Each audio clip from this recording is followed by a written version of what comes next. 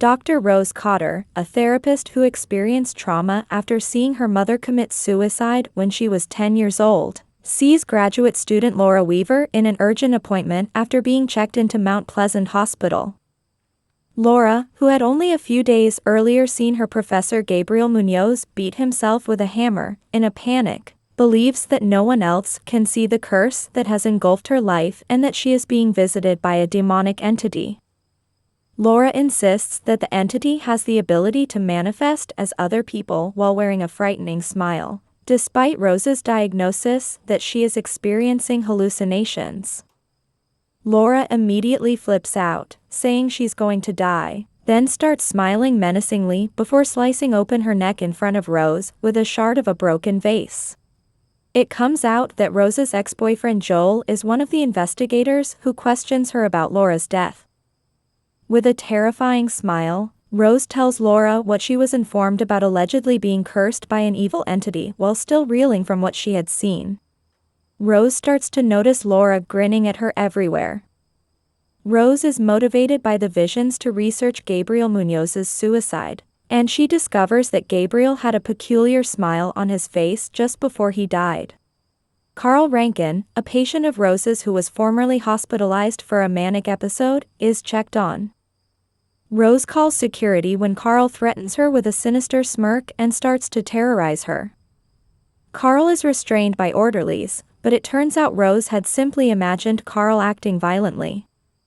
Rose's supervisor Dr. Morgan Desai gives her a week off because he thinks that Rose may have experienced a mental breakdown as a result of Laura's unexpected death. Rose is at home alone when the security alarm sounds after another unsettling Laura vision. A security service operator appears to phone Rose and leave a mocking voicemail. Shortly after, Rose receives a call from the real operator. When Rose's fiancé Trevor gets home, she discovers that her cat is missing. Rose is watching the recordings from her session with Laura when she gets startled again and needs Trevor to calm her down. Rose sees Dr. Madeline Northcott, her former therapist, out of concern for her own mental health. Madeline interprets Rose's explanation that she is experiencing hallucinations as a result of her long-standing remorse over her mother's deliberate overdose. Madeline rejects Rose's request for a prescription for an antipsychotic drug. Rose and Trevor go to Rose's sister Holly's home for Jackson's birthday celebration.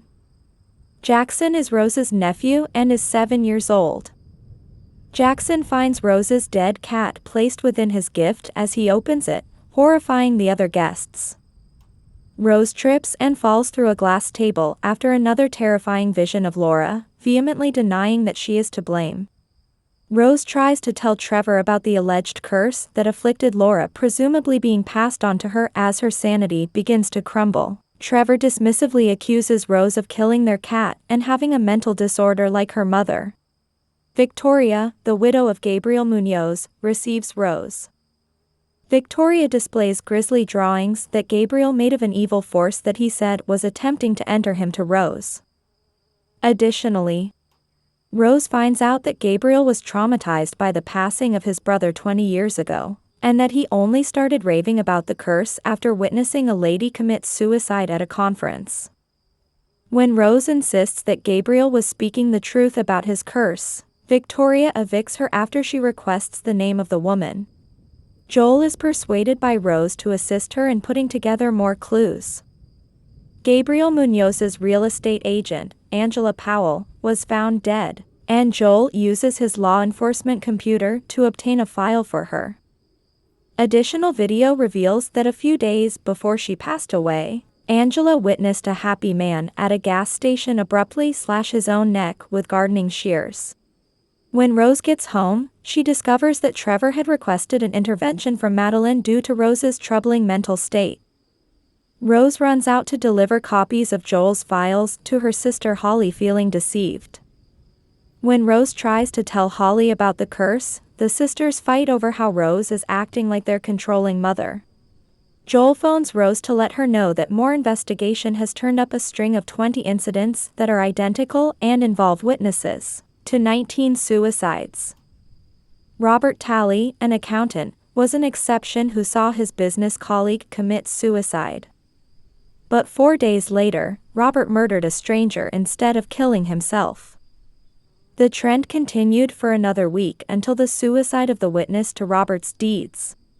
Joel visits Robert Talley's prison visitation with Rose.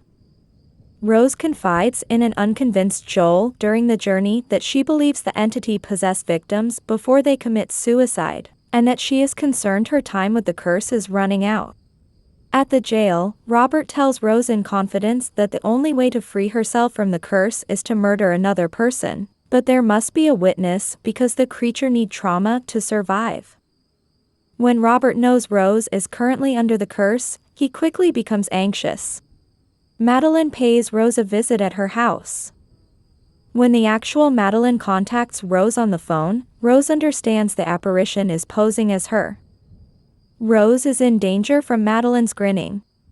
Rose takes a car to the hospital and carries a kitchen knife. In her dream, Rose sees herself murdering Carl in front of Dr. Desai, who then rips off his own face. Before Rose quickly speeds off, the real Dr. Desai sees her in her car with the knife and tries to get aid. Based on their conversation with Rose's worried employer at the hospital, Joel calls to inform her that there is an APB out for her. Rose cryptically reveals that she will confront the thing and that she prefers to do it by herself so that no witnesses will also bear the curse. Rose travels by car to the abandoned house where her mother perished.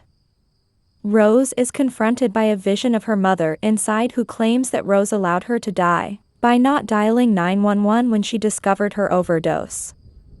Rose claims that her mother is an abusive monster. After that, the image changes into a lean creature that assaults Rose. Using an oil light, Rose ignites the beast. The house then catches fire, and Rose runs away outside. Joel receives a visit from Rose to express her regret for involving him in this predicament and for not being emotionally present while they were dating. Joel's eerie smile makes Rose believe she is still cursed. Rose runs outdoors only to see that her childhood home is still in condition. At the abandoned home, the real Joel shows up. Rose locks Joel outside to keep him safe as the thing yanks open her mouth and climbs inside of her. Joel enters the house just in time to witness Rose light herself on fire while grinning menacingly.